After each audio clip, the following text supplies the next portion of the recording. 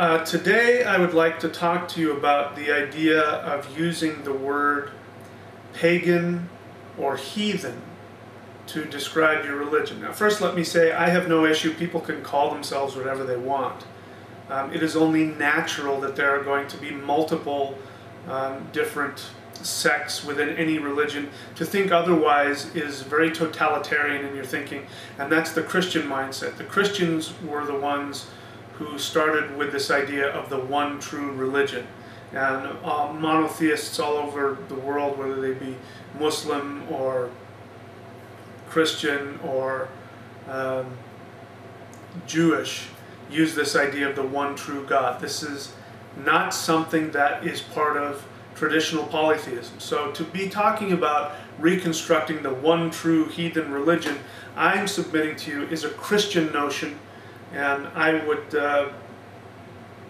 politely suggest that if you have this understanding and if you feel your heathenism is superior to others because yours is the true one, I suggest maybe you take a look at this and ask yourself, is this how our ancestors thought?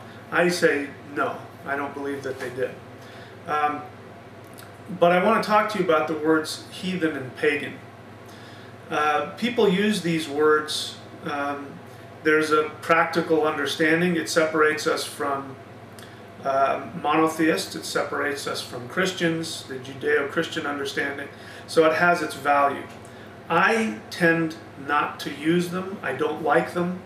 And I'll tell you why. I did not enter polytheism through paganism or heathenism. I was a born-again Christian for many years. In fact, I was a minister. I was one of those guys you saw preaching on the street.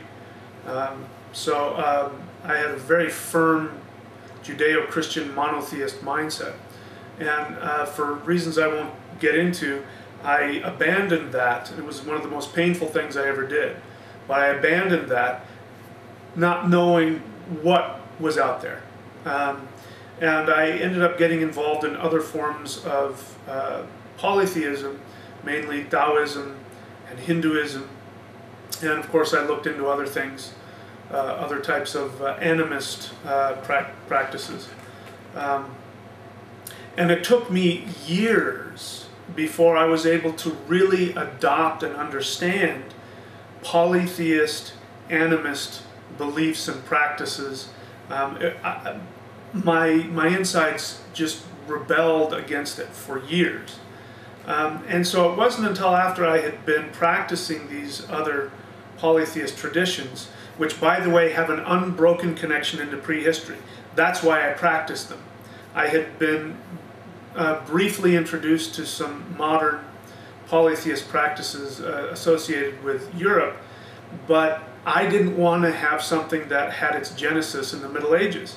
I also didn't want to have something that may have been tainted by some kind of reactionism to Christianity.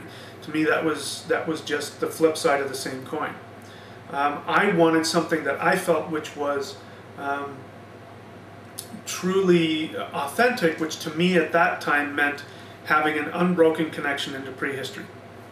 That's my background. So it wasn't until after years of that that I started seeking out connecting to my pre-Christian heritage. And I had very powerful personal experiences which then launched me into looking at the objective historical data, meaning the mythology, the history, and language.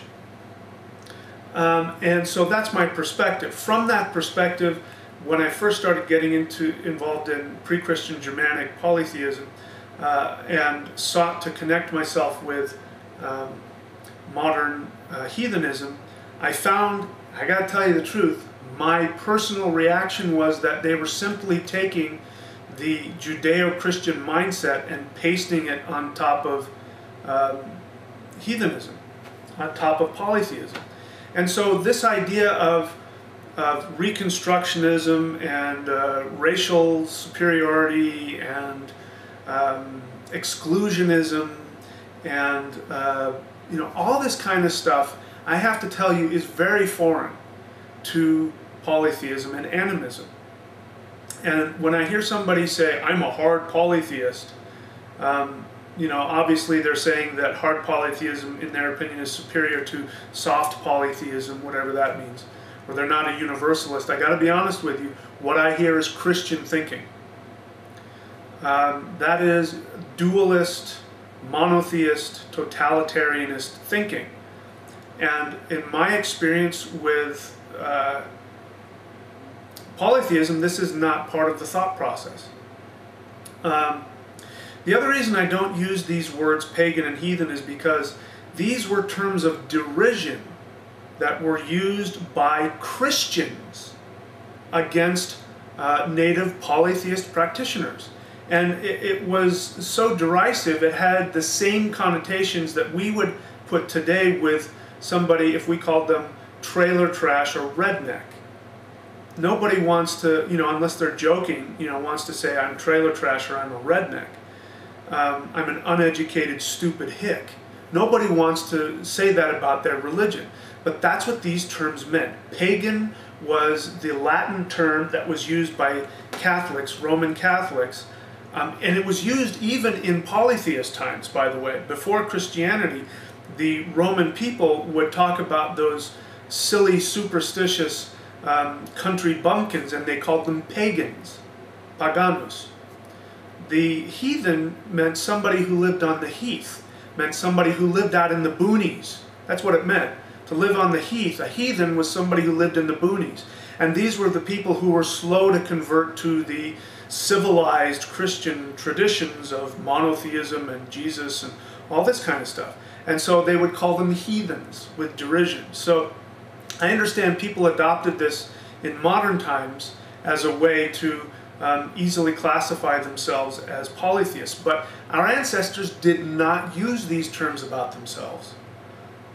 So, you know, I mean, I prefer, if you're going to use the word asatru or foreign seth or something like that, which means, you know, traditional. You know, all that means is, you know, true to the gods or the traditional way or the old way, you know, urgla, something like that.